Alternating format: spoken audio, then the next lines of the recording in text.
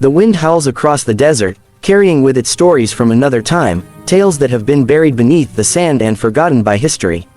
Welcome to Whisper of the Past, where we unearth the legends that shaped the American frontier.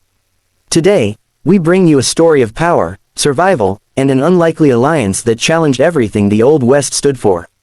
Picture this. The year is 1873.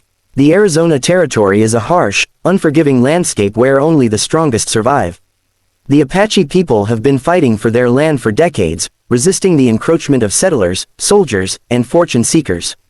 But this isn't a story about war. This is a story about one woman who refused to be conquered, and one cowboy who learned that sometimes, the person you least expect can save your life. His name was James McCready, a drifter from Texas who'd come west chasing rumors of silver deposits in the Superstition Mountains. He was typical of his kind, rough around the edges, quick with a gun, and carrying the prejudices of his time. He'd spent weeks prospecting in the brutal desert heat, finding nothing but rocks and rattlesnakes. His water was running low, his horse had gone lame, and the sun was slowly cooking him alive inside his own skin.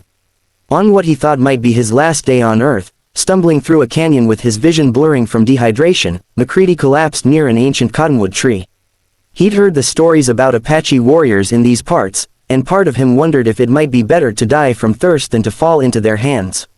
The tales told in the saloons painted a picture of savagery and violence, stories designed to dehumanize an entire people fighting for their survival. But when he opened his eyes, it wasn't a warrior standing over him. It was a woman, and the look in her eyes told him immediately that she was someone who commanded respect. She was perhaps 40 years old, with long black hair streaked with gray, wearing traditional Apache clothing adorned with intricate beadwork. Her face was weathered by the desert sun, marked with lines that spoke of both laughter and hardship.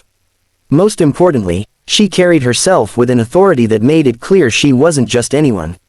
This was a leader. Her name, he would later learn, was Nalte, which meant, she who sees far. She was the leader of a small band of Apache who had refused to surrender to the reservation system, choosing instead to remain in their ancestral lands, living as their people had lived for centuries. The U.S. government had tried multiple times to capture or kill them, but Nalte was clever, always staying one step ahead. She looked down at the dying cowboy with an expression that was neither compassionate nor cruel, simply calculating. In broken Spanish, which McCready barely understood, and through gestures, she made her situation clear. Her band needed someone who could move freely in the white man's world, someone who could trade, gather information, and acquire supplies without drawing the attention that an Apache would immediately attract. She'd been watching him for days, assessing whether he was worth saving. Then she said the words that would change everything, spoken in halting English that she'd learned from missionaries years before, "You work for me now." McCready's pride flared up despite his desperate condition. He tried to protest, tried to assert his independence, but Nalte simply walked away. She'd made her offer. He could accept and live, or refuse and die. The choice was his. As she disappeared around a rock formation, he realized she was serious. She was leaving him there. It took him less than a minute to make his decision.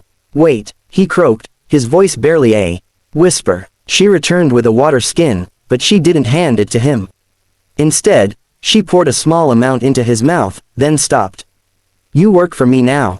she asked again. This time, he nodded. What followed was unlike anything McCready had experienced in his 32 years of life. Nalte's band took him to their hidden camp, a series of natural caves in a canyon that couldn't be seen from any known trail. They nursed him back to health with traditional medicines and foods. But from the moment he could stand, they put him to work. At first, he was given simple tasks, gathering firewood, helping to prepare meals, tending to the horses. But he quickly realized that every task was a test. Nalte was watching him constantly, evaluating his character. Could he follow instructions? Would he try to escape? Could he be trusted? The other members of the band, including several fierce warriors who made no secret of their distrust, were also watching his every move. As weeks turned into months, McCready's role evolved. Nalte began sending him into nearby towns to trade goods, always with specific instructions about what to acquire.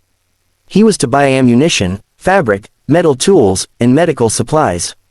He was to listen to conversations in saloons and report back about troop movements and government plans. He was to be her eyes and ears in a world that wanted to destroy her people. The relationship was complex and constantly evolving. This wasn't slavery, McCready realized, though the power dynamic was undeniable. Nalte had saved his life, and in Apache culture, that created an obligation. But more than that, she had given him purpose. For the first time in his aimless life, he was part of something larger than himself. Nalte proved to be a brilliant strategist and leader. She spoke 4 languages fluently, could track anything across the desert, and had an understanding of human nature that was almost supernatural. She'd earned her leadership not through inheritance but through wisdom, courage, and an ability to keep her people alive against impossible odds. The band followed her without question, including men who were formidable warriors in their own right.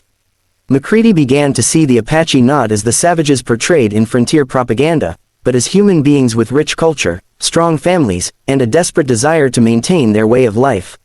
He watched Nalte settle disputes with Solomon-like wisdom, saw her laugh with children, and witnessed her weep over the death of an elder. His worldview, built on years of racist assumptions, began to crumble. But the arrangement came with constant danger. If white authorities discovered he was helping Apache resistors, he'd be hanged as a traitor. If other Apache bands found him, they might kill him on sight. And if Nalte ever decided he'd outlived his usefulness or betrayed her trust, he had no doubt she'd end him without hesitation. The turning point came in the spring of 1874. A cavalry unit, acting on intelligence about Apache activity, was planning a raid on the canyon. McCready, in town for supplies, overheard the plans and raced back to warn Nalte. She had less than a day to evacuate the camp and led her people to safety through treacherous mountain passes. That night, as they watched soldiers search the empty caves from a ridge miles away, Nalte turned to McCready. For the first time, she smiled at him, a genuine expression of gratitude and respect. "You could have run," she said in her improving English. "You could have told them where we were. Why didn't you?" McCready thought about his answer carefully. "Because you gave me something worth more than silver or gold. You gave me respect. You treated me like I mattered. And you showed me that everything I thought I knew about strength and leadership was wrong." Nalte nodded slowly. "You are free to go if you wish. You have earned your life back." But McCready didn't leave. He stayed with Nalte's band for another 2 years, until she finally made the difficult decision to lead her people to the reservation, recognizing that continued resistance would only lead to their destruction. The government was too powerful, too relentless. On their last night of freedom, Nalte and McCready sat by a fire, 2 people from different worlds who'd found an unexpected connection. "Tell them our story," she said. "Tell them that we were not savages. Tell them that we fought for our home, for our children, for our way of life.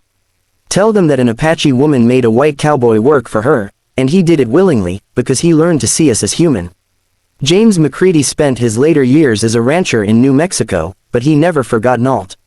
He wrote extensively about his experiences, though his accounts were largely dismissed or ignored by a society that wasn't ready to hear that story.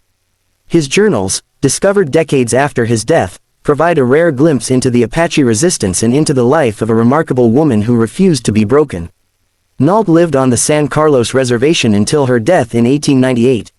Even there, confined and restricted, she remained a leader, advocating for her people's rights and preserving their cultural traditions for future generations. Their story challenges everything we think we know about the Old West.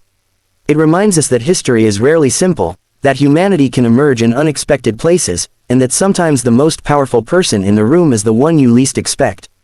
It's a story about power, respect, and the possibility of understanding across even the deepest divides. Thank you for joining us on Whisper of the Past. If these forgotten stories move you, please like this video, subscribe to our channel, and share these tales with others who appreciate the complex, untold narratives of American history. Until next time, remember that the past whispers its lessons to those willing to listen.